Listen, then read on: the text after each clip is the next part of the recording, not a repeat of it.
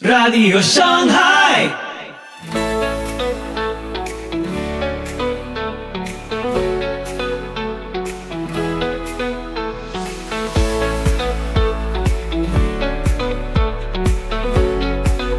Muy buenos días, muy buenas tardes, muy buenas noches. Soy Pipo Biglione. Muy bienvenidos a Radio Shanghai. Este es el episodio 421 de la séptima temporada. Hoy a los llamados con Augustus Nicodemus. En este mensaje el doctor Nicodemus examina Romanos 8 del 26 al 30, mostrando cómo el plan definitivo de Dios y la intercesión del Espíritu Santo proporcionan una gran seguridad a los creyentes. Ahora también nos podés encontrar en YouTube, Telegram y TikTok, podcast miembro de la Alianza Evangélica. Te invito a escuchar este episodio atentamente. Soli Deo Gloria. Mi misión en esta charla de ahora es hablar acerca de Romanos capítulo 8 del versículo 26 hasta el versículo 30. Te pido que tengas tu Biblia cerca de ti, donde iremos leyendo y exponiendo el texto a medida que avanzamos. El título de mi mensaje es A los que llamó. El objetivo del apóstol Pablo en el capítulo 8 de la carta es asegurar a los creyentes de Roma que en Cristo Jesús ya no había más ninguna condenación para ellos. Es lo que él dice ahí en el primer versículo del capítulo 8. Enseguida pasa a mostrar cómo el Espíritu Santo de Dios nos transmite la justificación obtenida por Cristo en la cruz y la seguridad de ella. Eso a través de varias acciones que el Espíritu Santo hace en nosotros, que Pablo describe desde el versículo 2 en adelante. En el pasaje que tenemos delante de nosotros, veremos una más de estas acciones que el Espíritu Santo ejerce en los cristianos con el objetivo de asegurarlos de su redención, que es la obra de intercesión por ellos delante de Dios, por aquellos a quienes Dios llamó.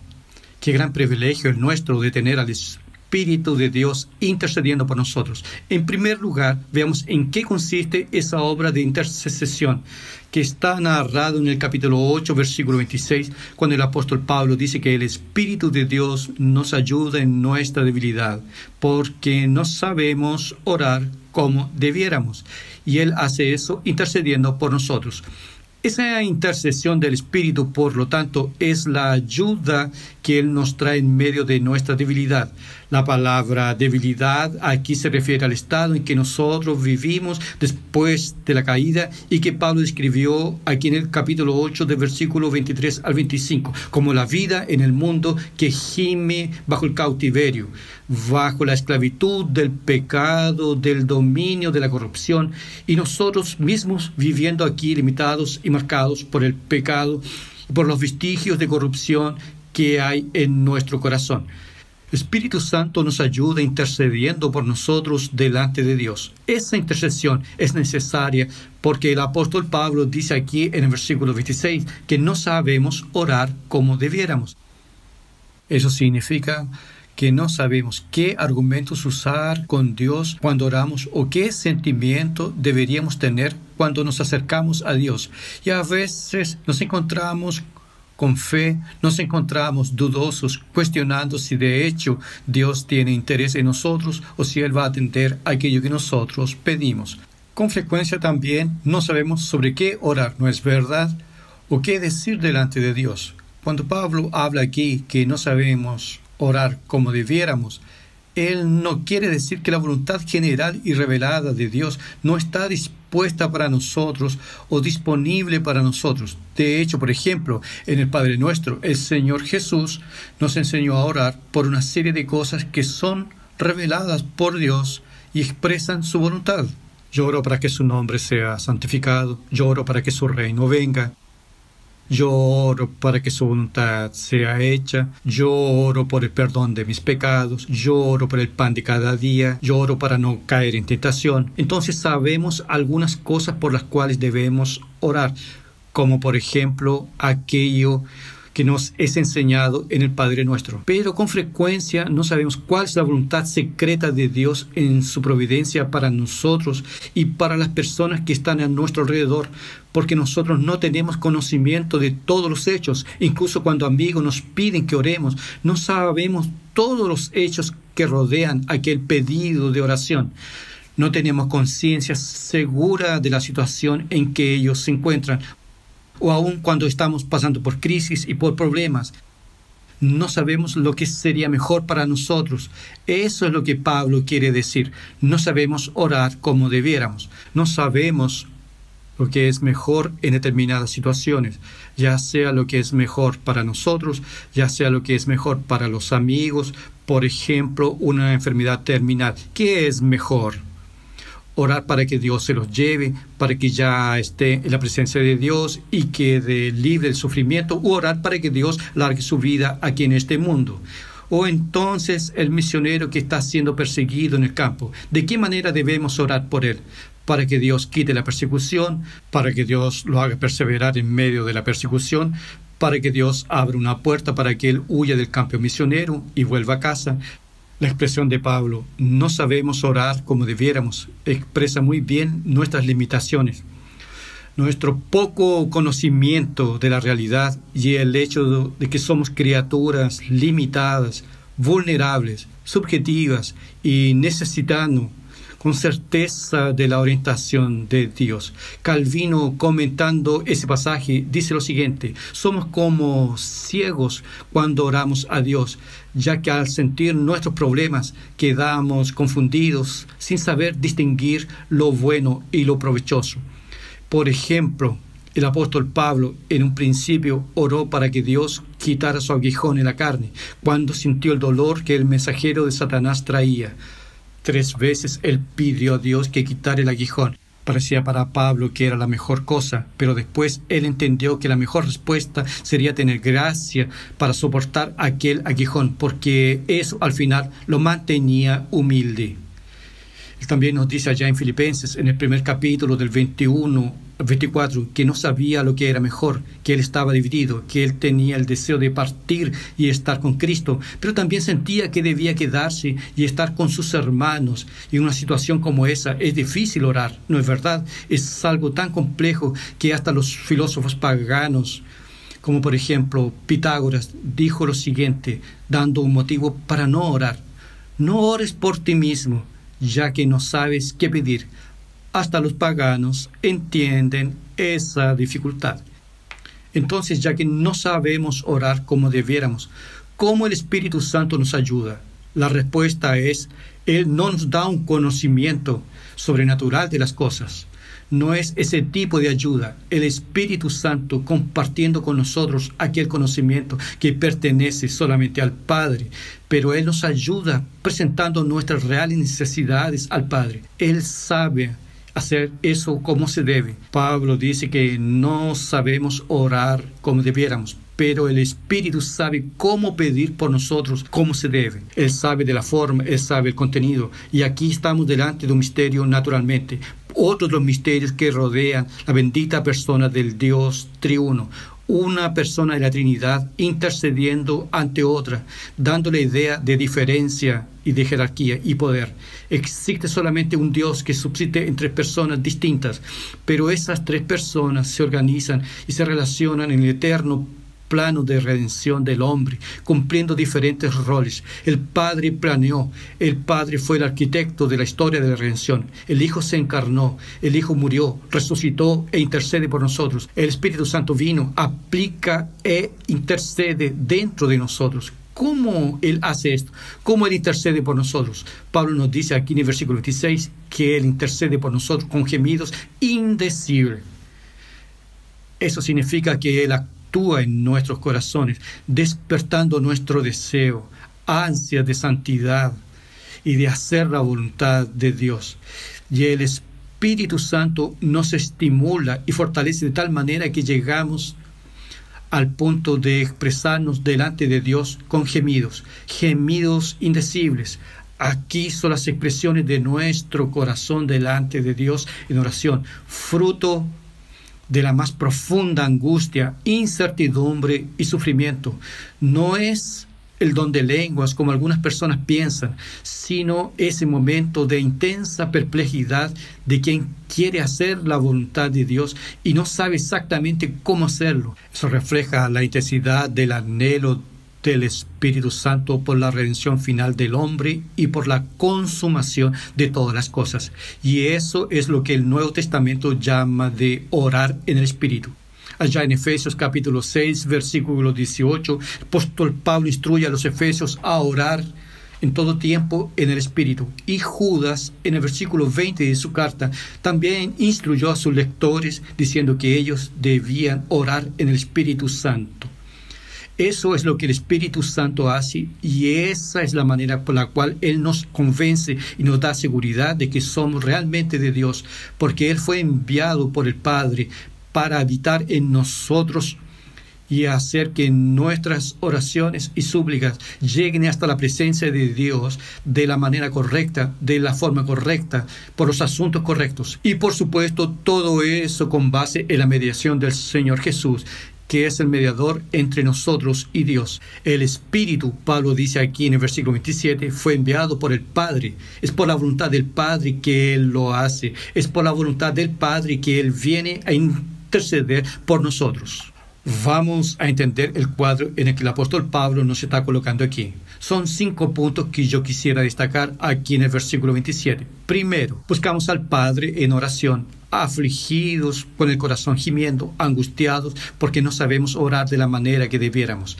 El Espíritu Santo que habita en nosotros, Él sabe lo que es mejor para nosotros. Él sabe lo que el Padre desea para nosotros. Entonces, en tercer lugar, Él intercede por eso de manera intensa o en las palabras de Pablo, con gemidos indecibles.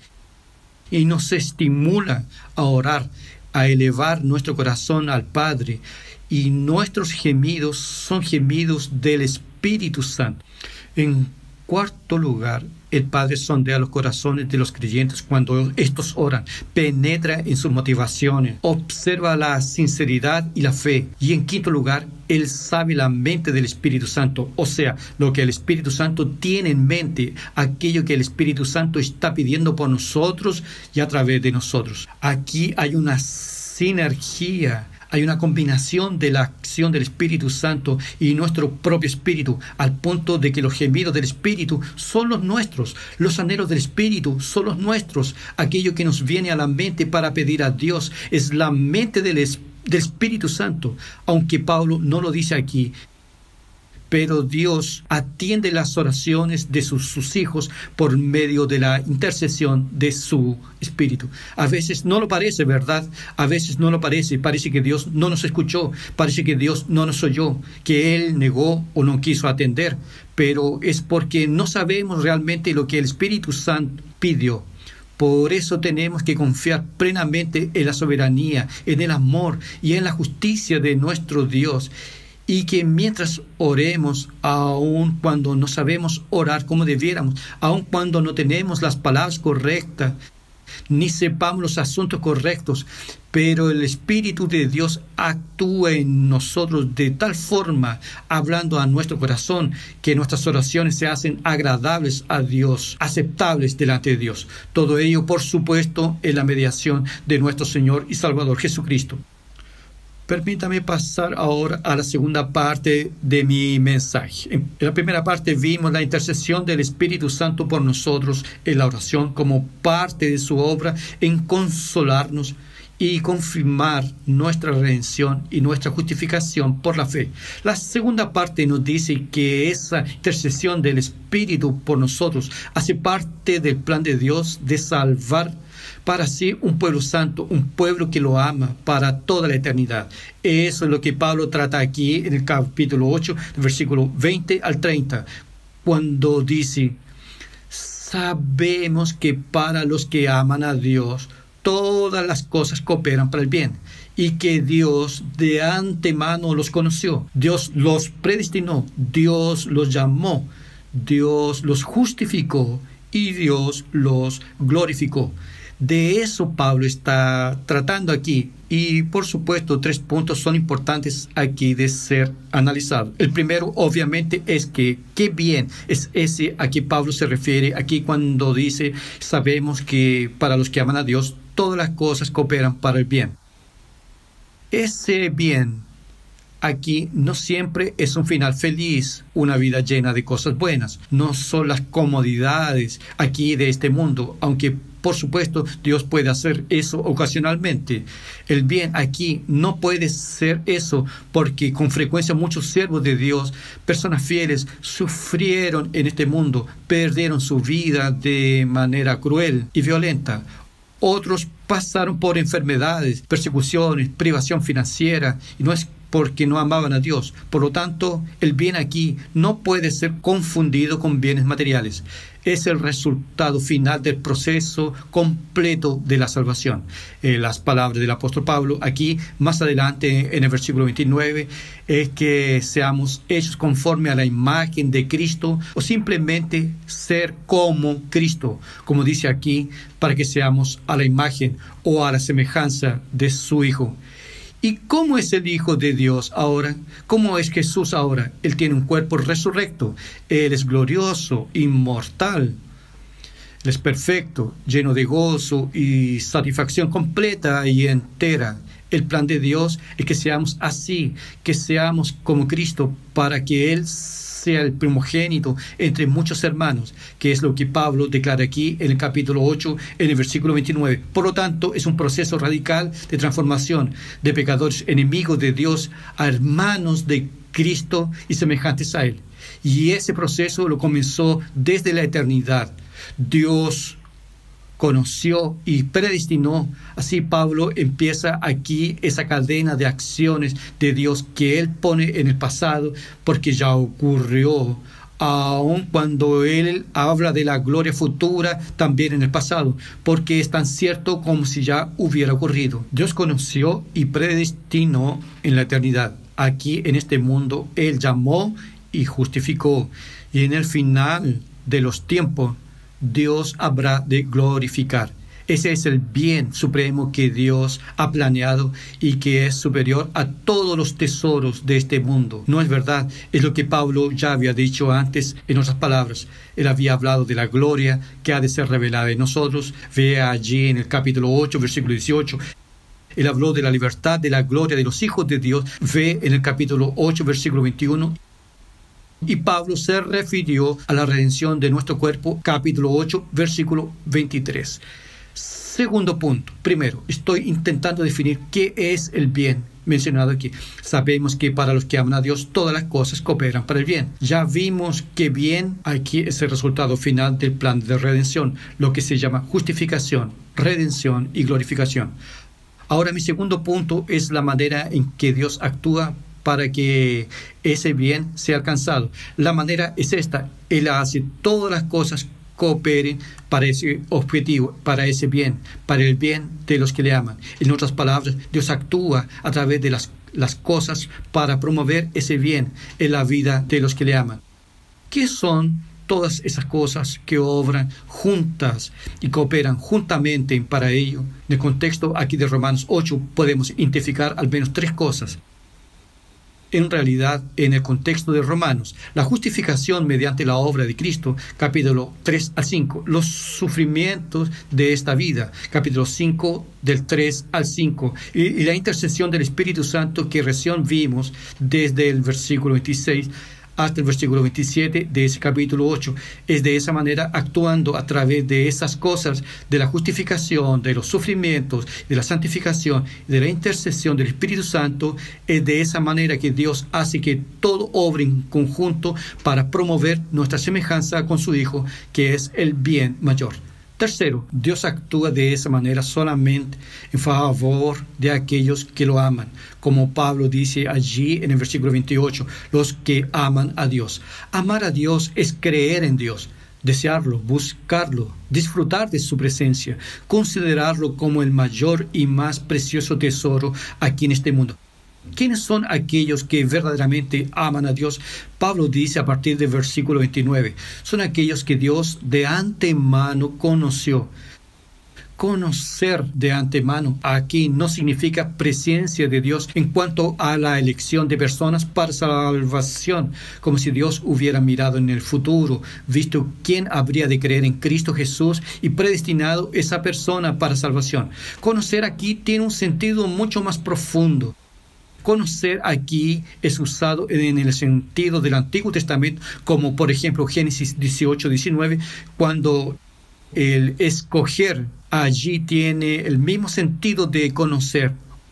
O Amós capítulo 3, versículo 2, un pasaje semejante, cuando el profeta dice, hablando de parte de Dios, solo a vosotros he escogido de todas las familias de la tierra.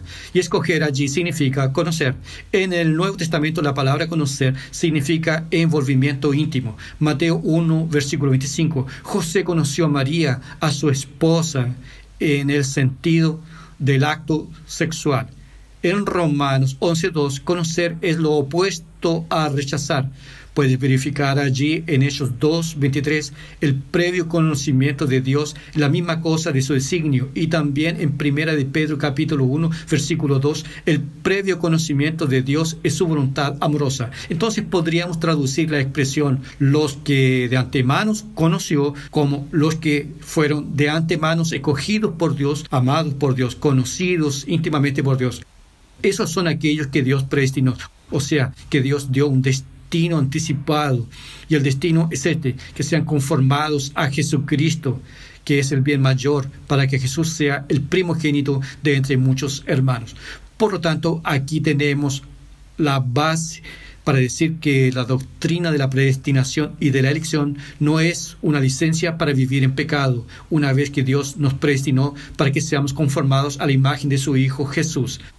A eso Pablo dice, Dios llamó, capítulo 8, versículo 30. Y el llamado aquí es el llamado eficaz, cuando Dios de manera irresistible nos persuade por la predicación del Evangelio, por el poder del Espíritu Santo en el tiempo y en el local determinado. A estos que Dios escogió, predestinó y llamó, Dios también justificó, dice el apóstol Pablo. Solamente ellos les imputó la justicia de Cristo, les consideró justos, les perdonó todos sus pecados y a esos también Dios glorificó. Aquí Pablo se refiere a la etapa final de la salvación que ocurrirá en la venida gloriosa del Señor Jesús y en la resurrección de los muertos, como Pablo ya había dicho allí en el capítulo 8, versículo 21 hasta el versículo 25. Pablo habla en el pasado que Dios ya glorificó, porque siendo algo seguro, Pablo puede hablar como si fuera un acto ya consumado, porque el querer de Dios es inmutable. Los predestinados, llamados, justificados, jamás caerán de la gracia ni perderán su salvación. Entonces, estos son los que aman a Dios, mencionados en el capítulo 8, versículo 28. Y es a favor de esto y solo de estos que Dios hace que todo coopere para el bien de ellos, es decir, para que alcancen la glorificación. En cuanto a los demás, los que fueron rechazados, todas las cosas cooperan para la condenación eterna de ellos. Los sufrimientos provocan rebelión, revuelta, incredulidad. Las cosas buenas provocan autonomía, olvidar a Dios, idolatría de esas cosas buenas, arrogancia, ceguera. El propio evangelio termina siendo el olor de muerte para muerte. Dios hace con que todo coopere para el bien de sus elegidos. Al mismo tiempo, todo coopera para la condenación de los réprobos, de los impíos, de los incrédulos. Qué misericordia de Dios en elegirnos y predestinarnos para que seamos parte de su pueblo. Quiero concluir aquí con algunas aplicaciones prácticas. Primero, Pablo dice en el versículo 28 que sabemos de estas cosas, sabemos que todas las cosas cooperan para bien de aquellos que aman a Dios. Eso significa que aquel que ama a Dios tiene conciencia que la salvación es de Dios y que Dios habrá de terminar lo que empezó. Y no hay una fuente mayor de confort y consuelo que es saber que hay un Dios que hace que todas las cosas obren en conjunto para mi bien, en medio de un mundo que gime, en medio de nuestros propios gemidos, en medio al dolor, en medio al sufrimiento, a la incertidumbre financiera, a la incertidumbre en cuanto al futuro. El Espíritu de Dios gime en nosotros, gime con nosotros. Pero a los que no saben estas cosas, aquí te van unas palabras. A ti que tal vez estés escuchando esta conferencia y que aún no tienes esa convicción de que haces parte de los que fueron llamados, a los que llamó. Estos que Dios eligió porque amó antes de la fundación del mundo, justificó en Cristo y ya glorificó. Debes saber entonces lo siguiente: mira a Cristo, es en Él que está nuestra seguridad, es en Él que está nuestra certeza. Confía plenamente en el Señor Jesús y en la obra que Él realizó en aquella cruz, y confía en la intercesión del Espíritu de Dios por ti. No estás solo. ¡Qué gran redención! ¡Qué gran evangelio! Alabado sea Dios por la obra de su Espíritu. Alabado sea Dios porque Él nos amó, Él nos llamó y nos predestinó. Alabado sea su nombre porque de Él somos. Dios bendiga la vida de ustedes para la gloria de Dios. Un gran abrazo. Así concluimos el programa de hoy. Recordá que podés seguirnos en Facebook e Instagram. Dejanos tus comentarios y si te gusta, compartilo. Te invitamos, Dios mediante, a escuchar nuestro próximo episodio. Que Dios te bendiga.